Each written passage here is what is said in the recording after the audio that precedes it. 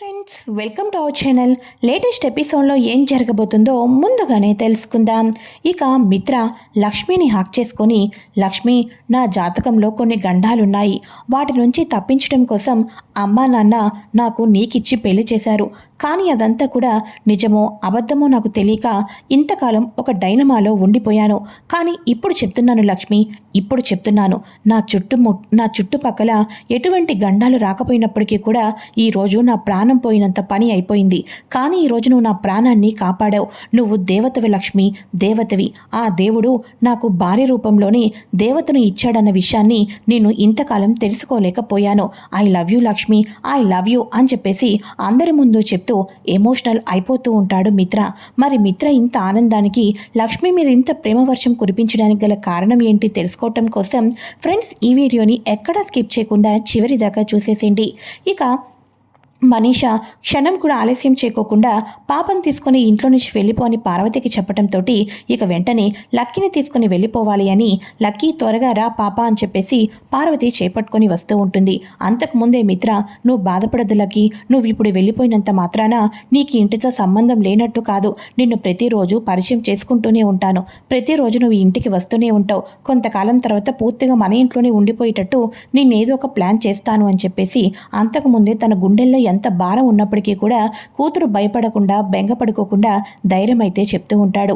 ఈ లోపల పార్వతి వచ్చి లక్కీ చేతిని పట్టుకొని తీసుకొని స్పీడ్గా వెళ్ళిపోతూ ఉంటుంది. తాతయ్య, ప్రతిరోజు జున్నుని స్కూల్ దగ్గర డ్రాప్ చేస్తావు కదా, నన్ను కూడా అలానే డ్రాప్ చేయి, నేను ఇంట్లో లేను అని నన్ను మర్చిపోబోకు తాతయ్య అని చెప్పేసి అంటూ ఉంటే, అలాగేనమ్మా, తప్పకుండా జున్నుని నిన్ను ప్రతిరోజు నేనే స్కూల్ దగ్గర డ్రాప్ చేస్తాను అని చెప్పేసి జయదేవ్ అనగానే, స్కూల్ దగ్గర డ్రాప్ చేయడమా, మీ మొహాలేమీ కాదు, ఇప్పుడు గడప దాటి వెళ్ళిపోయిన లక్కీ జీవితంలో మళ్ళీ ఈ గుమ్మంలోకి రాదు. ఎందుకంటే ఈ వీధి చివర నా రౌడీలు రెడీగా ఉన్నారు. ఈ రాష్ట్రం కాదు కదా, వేరే దేశానికి పంపించేస్తున్నాను, పూర్తిగా పీడ వదిలిపోతుంది అని చెప్పేసి మనీషా మనసులో అనుకుంటూ ఉంటుంది. అవును జున్ను, అమ్మెక్కడా అని అనగానే, ఏమో అస్సలు గదిలో నుంచి బయటకు రావటం లేదు అని చెప్పేసి జున్ను చెప్తూ ఉండటంతో, సరే పద పద వెళ్ళిపోదాం అని చెప్పేసి పార్వతి పాపని పట్టుకొని బయటకు వస్తుంది. ఈ లోపల మీడియా వాళ్ళందరూ కూడా చుట్టుముట్టేసి, సార్ మీరు ఎంతో అల్లార ముద్దుగా అడాప్ట్ చేసుకొని పెంచుకున్నారు కదా, ఈవిడ రాగానే పంపించేస్తున్నారు, ఈవిడ కన్నతల్లి అని మీకు ఎటువంటి సాక్ష్యాలు చూపించింది, ఈవిడ కన్నతల్లి అని మీరు ఏ రకంగా నమ్ముతున్నారు, ఇటువంటి క్వశ్చన్స్ అన్నీ అడుగుతూ ఉంటే, మనీషా దయచేసి మీకు అందరికీ నమస్కరించి చెప్తున్నాను, మా ఫ్యామిలీ లైఫ్ని మీరు పబ్లిక్లోకి తీసుకుని రావద్దు, మేము ఇప్పటికే చాలా బాధపడుతున్నాం, మీరందరూ వెళ్ళండి అని చెప్పేసి మనీషా వాళ్ళందరినీ పంపించేస్తుంది. ఇదంతా లైవ్ టెలికాస్ట్ అవుతుంది కదా. ఇక మన లక్ష్మిని చేరదీశారు కదా మున్నార్లో భాస్కర్ అన్నయ్య వాళ్ళు, ఆ న్యూస్ అంతా కూడా భాస్కర్ అన్నయ్య వాళ్ళు చూసేస్తారు. ఇదంతా కూడా మనీషా ప్లానే వేస్తుంది. ఈ మనీషా లక్కీ పాపను లక్ష్మికి లేకుండా దూరం చేస్తుంది అని చెప్పేసి అక్కడ భాస్కరు సుధా టీవీ చూసి నిజమైతే తెలుసుకుంటారు. ఇక వెంటనే మన లక్కీ వెళ్ళిపోతూ ఉంటుంది. మిత్ర చెయ్యి వదిలేస్తుంది. ఇక మిత్రకు అయితే గుండె జారిపోయినంత పని అయిపోతూ ఉంటుంది. అయితే ఈ లోపల ఒక్కసారిగా ఆటో ఆటో అని చెప్పేసి అనగానే పార్వతి లక్కీని తీసుకొని ఆటోలో అలా వెళ్ళిపోతూ ఉండగా జయదేవ్, మిత్ర, జున్ను అందరూ ఏడుస్తూ ఉంటారు. ఇక వెంటనే ఒక్కసారిగా అదే సమయంలో ఇక్కడ పార్వతి అంటే ఎవరండి అని చెప్పేసి అలా పార్వతి ఆటో ఎక్కుతుందో లేదో లాయర్ అయితే వచ్చేస్తారు. నేనే అని చెప్పేసి అనగానే, మీకు కోర్టు నుంచి నోటీసులు వచ్చినాయండి అని చెప్పేసి అనగానే, నాకు కోర్టు నుంచి నోటీసులు వచ్చాయా, ఇంతకీ పంపించిన వాళ్ళు ఎవరు అని చెప్పేసి అనగానే, లక్ష్మి, ఇప్పుడు మీరు ఈ నోటీసులు తీసుకోలేదనుకోండి, మిమ్మల్ని అరెస్టు చేయడానికి పోలీసులు వస్తారు అని చెప్పేసి అనగానే ఒక్కసారిగా పార్వతి షాక్ అయిపోతూ ఉంటుంది. తను మీ కూతురు అవునో కాదో అన్న అనుమానాలు తన మీద ఉన్నాయి, మీ మీద తనకి ఉన్నాయి, అందుకనే మీరు పాపను ఎట్టి పరిస్థితుల్లోనూ తీసుకుని వెళ్ళకూడదు. ఇదంతా కూడా ఫైల్ అయింది. రేపొద్దున్న కోర్టులో డిస్కషన్ చేసిన తర్వాత పాప ఎక్కడ ఉండాలి ఏంటి అన్నది నిర్ధారిస్తారు. అప్పటిదాకా మీరు మా కస్టడీలోనే వీళ్ళ దగ్గరే ఉండాల్సి వస్తుంది అని చెప్పేసి అనగానే, ఏంటి సార్ ఇదంతా కూడా, నా కూతురు నేను తీసుకుని వెళ్ళటానికి కూడా నాకు ఇన్ని రూల్స్ అండ్ రెగ్యులేషన్స్ చేస్తారా, పోనీలే ఇంతకాలం నా కూతుర్ని పెంచారు చూశారు, ప్రేమ అనేది ఉంటుంది, నేను అప్పుడప్పుడు బయటకు వెళ్ళినప్పుడు నా కూతుర్ని ఇక్కడికి హాలిడేస్ వచ్చినప్పుడు కూడా మీ దగ్గర ఉంచి వెళ్తాను, వారంలో ప్రతి వీక్ సండే మీ ఇంట్లోనే పాపను పెడతాను అని అనుకున్నాను. కానీ ఇప్పుడు అనిపిస్తుంది అసలు ఈ పాపని ఈ ఊర్లోనే కాదు, ఏకంగా చాలా దూరంగా తీసుకుని వెళ్ళి పెంచుతాను. ఎప్పటికీ కూడా ఈ పాప నీడ మీ మీద పడకుండా చూసుకుంటాను అని చెప్పేసేసి ఇక పార్వతి అయితే మిత్ర మీద రెచ్చిపోతూ ఉంటుంది. చూసావా మిత్ర, ఇదంతా కూడా లక్ష్మీ మూలనే జరిగింది. నువ్వు ఇలా మౌనంగా ఉంటావేంటి మిత్ర? అసలు ఆ లక్ష్మిని నువ్వు ఏమీ అనటం లేదేంటి? గోరుతో పోయేది గొడ్డల దాకా తీసుకొని వస్తుంది ఆ లక్ష్మి అని చెప్పేసి మనీష రెచ్చగొడుతూ ఉంటుంది. ఈ లోపల మిత్ర వచ్చేసేసి, లక్ష్మి ఎక్కడా?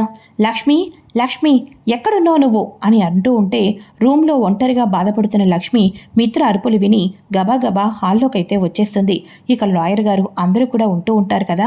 ఇక మనీష మిత్ర చేతిలో లక్ష్మికి అయిపోయిందిలే అని చెప్పేసి అనుకుంటూ ఉండగా, ఏంటి మిత్రగారు పిలిచారు అని అనగానే, thank you so much Lakshmi అని చెప్పేసి షేక్ హ్యాండ్ అయితే ఇస్తాడు. ఒక్కసారిగా మిత్ర షాక్ అయిపోతూ ఉంటుంది. అవును లక్ష్మి, నేను చేయలేని పని నువ్వు చేసావు. పార్వతి గారు, మీరు మంచివాళ్ళే. మీ కూతురు తీసుకుని వెళ్దామని వచ్చారు, అది కూడా కరెక్టే. కాకపోతే మీరు 100% మదర్ అని మేము నమ్ముతున్నాం. కానీ దానికి కూడా కొన్ని రూల్స్ రెగ్యులేషన్స్ ఉంటాయి. ఏదైనా కూడా మనం ఒక పద్ధతి ప్రకారం వెళ్తే ఫ్యూచర్లో ఎవరికీ ప్రాబ్లమ్స్ లేకుండా ఉంటాయి. ఈరోజు పాపను ఎవరికీ తెలియకోకుండా మీకు పంపించేయటం కూడా కరెక్ట్ కాదు. లక్ష్మి ఇచ్చిన పద్ధతే కరెక్టు అని నాకు కూడా అనిపిస్తుంది. ఏముంది, రేపొద్దున్న ఒకసారి ఈ డిస్కషన్ కోర్టులో జరుగుతుంది. ఇక లా ప్రకారంగా మీకు కూడా ఎప్పటికీ ప్రాబ్లమ్స్ రాకోకుండా పాపను తీసుకొని వెళ్ళొచ్చు. అప్పుడు ఎవరికీ ప్రాబ్లమ్స్ ఉండవు అని చెప్పేసి మిత్ర అయితే ఏదైనా లా ప్రకారంగా జరగడమే మంచి పని అని చెప్పేసి చెప్పంగానే సరే అని చెప్పేసేసి ఇక అందరూ కూడా కూల్లోనైతే అయిపోతారు.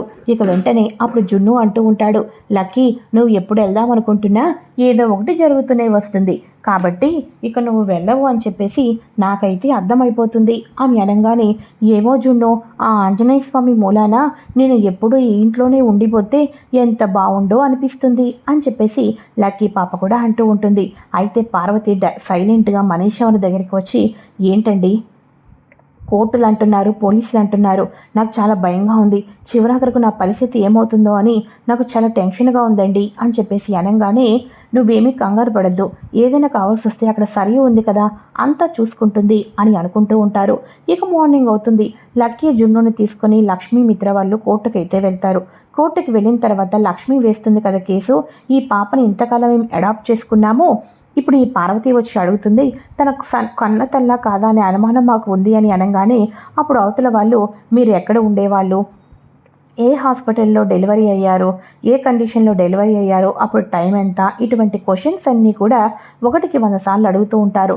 అప్పుడు వెళ్ళిపోయారు, పాప ఇక్కడ ఉందని అసలు మీకు ఎవరు చెప్పారు, ఇటువంటి క్వశ్చన్స్ అన్నిటికీ కూడా మనిషి ముందుగానే ట్రైన్ చేసి పెడుతుంది కదా, అందుకోసం అయితే టకా పార్వతి అయితే ఆన్సర్స్ ఇచ్చేస్తూ ఉంటుంది. అయితే ఇక అప్పుడు లాయర్స్ అంటూ ఉంటారు, సార్, దేనికైనా ఒక ప్రాసెస్ ఉంటుంది. పాప తన కూతురా కాదా అన్నది ఇప్పుడు అవతల నా క్లయింట్కి అనుమానం ఉంది కాబట్టి సింపుల్ డిఎన్ఏ టెస్ట్ చేపిద్దాం. డిఎన్ఏ టెస్ట్ రిపోర్ట్స్ రాగానే పాప తన కూతురైతే తనతో పాటే పంపిద్దాం అని అనగానే ఒక్కసారిగా పార్వతి షాక్ అయిపోతుంది. అయిపోయింది, ఇక నేను జైల్లో కూర్చొని చిప్పకూడు తినడమే నా పని అని చెప్పేసేసి పార్వతి అయితే అనుకుంటూ ఉంటుంది. అయితే కోర్టు వాళ్ళు పాప డిఎన్ఏ అలానే పార్వతి డిఎన్ఏ అయితే డాక్టర్స్ వచ్చి శాంపిల్స్ అయితే తీసుకుంటారు.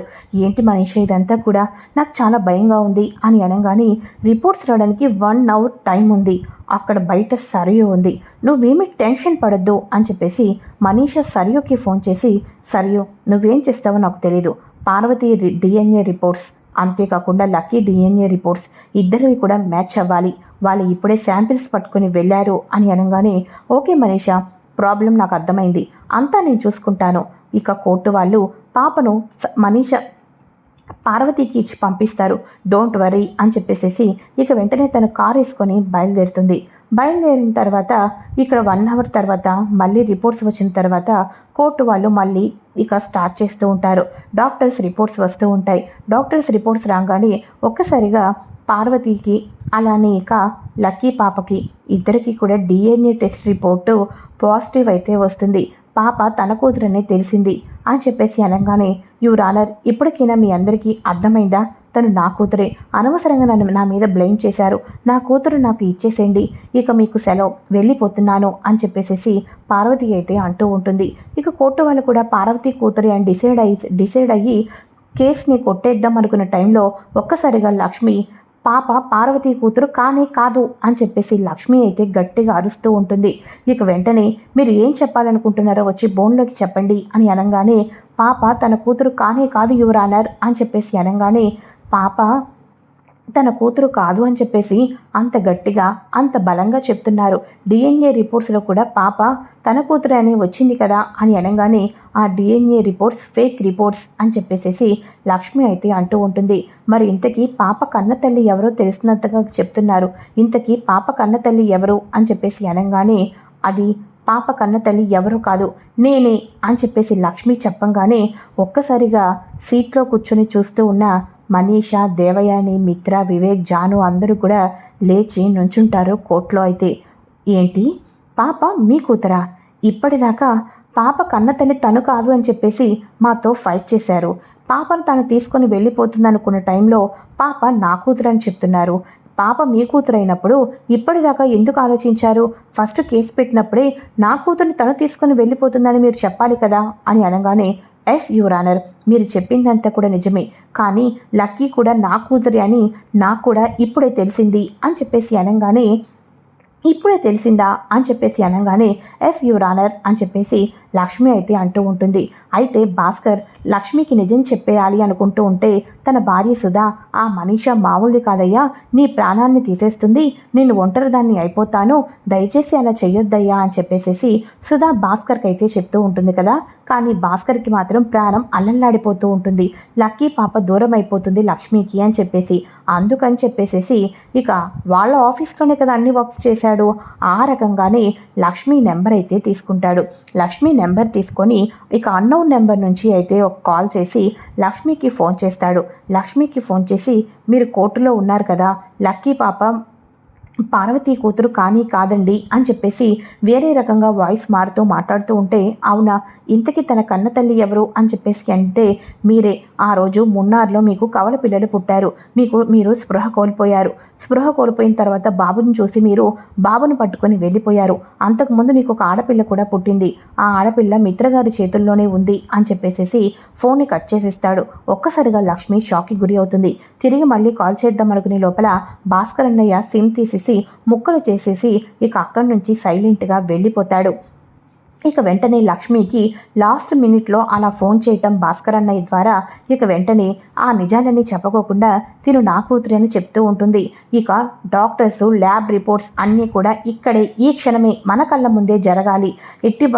ఎట్టి పరిస్థితుల్లోనూ కూడా ఈ కోర్టు మెట్లన్నీ బయటకు దాటి ఎటువంటి చర్య జరగకూడదు అని చెప్పేసి లాయర్ గారు చెప్పంగానే డాక్టర్స్ ఎక్విప్మెంట్స్ అన్నీ కూడా అక్కడికే తెచ్చుకోవడం జరుగుతుంది. ఆ తర్వాత మరోసారి పార్వతి దగ్గర రిపోర్ట్స్ అలానే లక్ష్మి దగ్గర రిపోర్ట్స్ అయితే తీసుకుంటారు. తీసుకున్న తర్వాత ఎస్ యువర్ ఆనర్, పాప డిఎన్ఏ మ్యాచ్ అయింది లక్ష్మి గారితోనే. పాప లక్ష్మి గారి కూతురే, పార్వతి గారి కూతురు కాదు. ఇక తన కూతురు కాకపోయినా వచ్చి తీసుకుని వెళ్తున్నందుకు తినను మీరు అరెస్ట్ చేయించాలి అని చెప్పేసి అనగానే పార్వతి వచ్చేసేసి పోలీసుల కస్టడీలో అరెస్ట్ అయిపోయి ఉంటుంది. ఇక పోలీసులు పార్వతిని తీసుకొని వెళ్ళిపోతారు. ఇక వెంటనే అమ్మా నువ్వు మా అమ్మవా, నిజమైన అమ్మవా అని చెప్పేసి లక్ష్మి గట్టిగా హక్ చేసుకొని ఇక లక్కీ అయితే ఎంతగానో హ్యాపీగా ఫీల్ అయిపోతూ ఉంటుంది. జున్ను లక్కీ మేమిద్దరం బ్లడ్ రిలేషన్షిప్ అనమాట అని చెప్పేసి జున్ను హ్యాపీగా ఫీల్ అయిపోతూ ఉంటే ఇక కోర్టు బయట ఎవరికి వాళ్ళు వెళ్ళిపోతూ ఉంటారా. మిత్ర అమాంతం లక్ష్మిని గట్టిగా హక్ చేసుకుంటాడు. లక్ష్మి నిజంగానే నువ్వు నా దేవతవు లక్ష్మి, నా ప్రాణాన్ని నువ్వు కాపాడావు. అంతేకాదు ఇంతకాలం ఎప్పుడైనా నా నుంచి దూరం వెళ్ళిపోతుందేమో అనుకున్న నా కూతురు నా కన్న కూతురు అని నిరూపించావు. నా కన్న కూతురు అని తెలిసేటట్టు చేశావు. Thank you so much Lakshmi, thank you so much అని అనగానే లక్కీ మీద మనందరం ఇంత ప్రేమ పెంచుకున్నాం, తను నిజమైన మన ఇంటి వారసురాలు అని చెప్పేసి జయదేవ్ కూడా హ్యాపీగా ఫీల్ అవుతూ ఉంటే జాను అంటూ ఉంటుంది, అక్క అసలు నీకు లక్కీ నీ కూతురని ఎలా తెలిసిందక్క అని అనగానే ఏమో జాను తెలీదు, లాస్ట్ మినిట్లో నాకు ఒక ఫోన్ కాల్ వచ్చింది, లక్కీ మీ కూతురే అండి అని. తిరిగి కాల్ చేస్తేనేమో ఫోన్ స్విచ్ ఆఫ్ వచ్చింది. అప్పుడు నాకు అర్థమైంది నా కూతురే అని చెప్పేసి. కానీ ఎవరు కాల్ చేశారో తెలియదు, కానీ వాళ్ళు నా దృష్టిలో దేవుళ్ళు అని చెప్పేసి లక్ష్మి అయితే అంటూ ఉంటుంది. ఇక మనీషా దేవయాని వాళ్ళకైతే ఇక జీవితంలో మిత్ర మనీషా వైపు చూడడు. ఎందుకంటే లక్కీ అంటే ప్రాణం, తన కూతురు అంటే ప్రాణం. ఆ కూతురికి కన్న తల్లి లక్ష్మి, ఆ కూతురికి కూడా లక్ష్మి అంటే ప్రాణం. ఇక పాపకు తల్లి ప్రేమ అవసరం. ఇక లక్కీ అంటే మిత్రకి ఇష్టం. కాబట్టి ఇప్పటికీ ప్రేమ వర్షం కురిపించేసిన మిత్ర ఇక లక్ష్మితో హ్యాపీగా కలిసిమెలిసి మేమిద్దరం మాకిద్దరు అన్నట్టుగా అందరూ కూడా ఒకే రూమ్లో కలిసి పిల్లలతో మంచి లైఫ్ని స్టార్ట్ చేస్తూ ఉంటారు. ఇది చూసిన మనీషా ఇప్పుడు ఏం చేయబోతుంది? మిత్రకు నిజం కూడా తెలిసిపోయింది. మరి ఇంతకీ మనీషా ఈసారి ఎవరిని అడ్డు పెట్టుకొని మిత్రను తన సొంతం చేసుకోవాలనుకుంటుందో తెలుసుకోవాలి అనుకుంటున్నారా? అయితే ఇంతకాలం కనిపించని అరవిందను టార్గెట్ మనీషా చేయబోతుందా? అరవింద ప్రాణాల్ని పణంగా పెట్టి మిత్ర చేత మనీషా తాళి కట్టించుకోబోతుందా? మరి దాన్ని ఎవరు అడ్డుకోబోతున్నారు? మరింత లేటెస్ట్ ఇన్ఫర్మేషన్ తప్పకుండా తెలుసుకోవాలి అనుకుంటే ఫ్రెండ్స్ ఈ వీడియోని ఇప్పటిదాకా చూసినందుకు thank you so much. So ఒక చిన్న లైక్ చేసి ఛానల్ని సబ్స్క్రైబ్ చేసుకోండి. Okay friends, thanks for watching.